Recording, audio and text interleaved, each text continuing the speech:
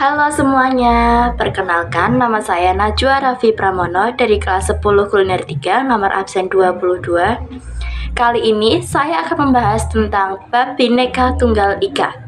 Bhinneka Tunggal Ika memiliki makna walaupun berbeda-beda tetapi tetap satu jua. Bhinneka Tunggal Ika diambil dari kitab Sutasoma yang ditulis oleh Empu Tantular dan berbahasa Sanskrit. Nah, sekarang kalian sudah tahu kan pengertian dari Bhinneka Tunggal Ika? Sekarang kita lanjut ke materi unit 1, yaitu mengidentifikasi identitas individu dan identitas kelompok. Apa itu identitas individu dan identitas kelompok? Maksud dari pengertian identitas individu ialah identitas yang dimiliki oleh seorang atau individu. Sedangkan pengertian dari identitas kelompok maksudnya adalah identitas atau jati diri yang dimiliki oleh sekumpulan individu, di mana kumpulan tersebut memiliki ciri khas yang sama, atau yang biasa kita kenal dengan sebutan ras. Kedua macam identitas ini didapat secara alami dan terbentuk secara sosial.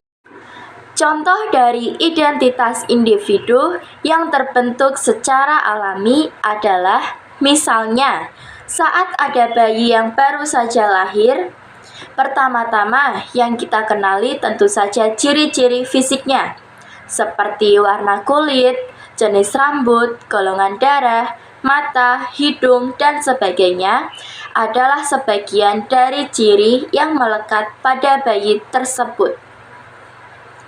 Ciri fisik seperti ini bisa kita sebut sebagai karakter atau identitas yang bersifat genetis. Ia melekat pada diri manusia dan dibawa serta sejak lahir. Sedangkan untuk identitas individu yang terbentuk secara sosial, contohnya adalah kita bisa mengenali jati diri seseorang atau individu karena hasil pergaulannya dengan mereka yang ada di luar dirinya. Dari interaksi itu, terlahirlah identitas individu yang terbentuk sebagai buah dari hubungan-hubungan keseharian dengan identitas di luar dirinya. Identitas diri itu terbentuk bisa karena pekerjaan, peran dalam masyarakat, jabatan di pemerintahan, dan sebagainya. Lalu, bagaimana dengan identitas kelompok? Contoh dari identitas kelompok yang terbentuk secara alami ialah dalam suatu kelompok ada individu-individu yang menjadi anggotanya dan memiliki ciri-ciri yang sama. Istilah ras itulah salah satu contoh bagaimana yang alamiah melekat kepada sebuah kelompok.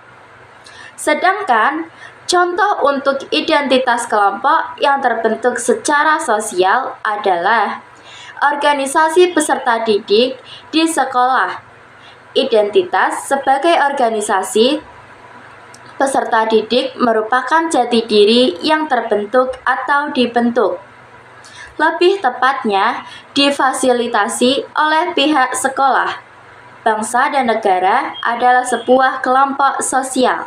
Nah, sekarang kalian sudah tahu kan contoh dari identitas individu yang terbentuk secara alami ataupun sosial dan identitas kelompok yang terbentuk secara individu dan sosial.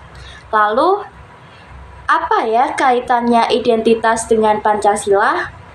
Indonesia merupakan negara yang dikenal dengan sebutan heterogen. Mengapa demikian? Karena seluruh masyarakat Indonesia memiliki keberagaman yang menjadi identitas khusus bagi Indonesia. Keberagaman tersebut dapat disatukan melalui Pancasila. Ideologi Pancasila ini begitu menghargai keberagaman yang ada di Indonesia. Selain itu, Pancasila itu sendiri muncul melalui tradisi masyarakat yang telah ada sejak dahulu kala. Salah satu pahlawan revolusioner sekaligus wakil presiden Indonesia yang pertama, yaitu Bapak Muhammad Hatta, pernah menyatakan bahwa Pancasila tidak hanya diucap di bibir saja, Akan tetapi juga harus diamalkan dalam perbuatan kita sehari-hari.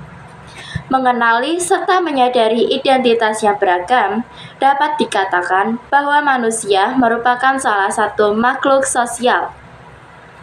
Arti dari makhluk sosial itu sendiri ialah manusia itu sudah pasti membutuhkan orang lain dalam menjalani kehidupannya.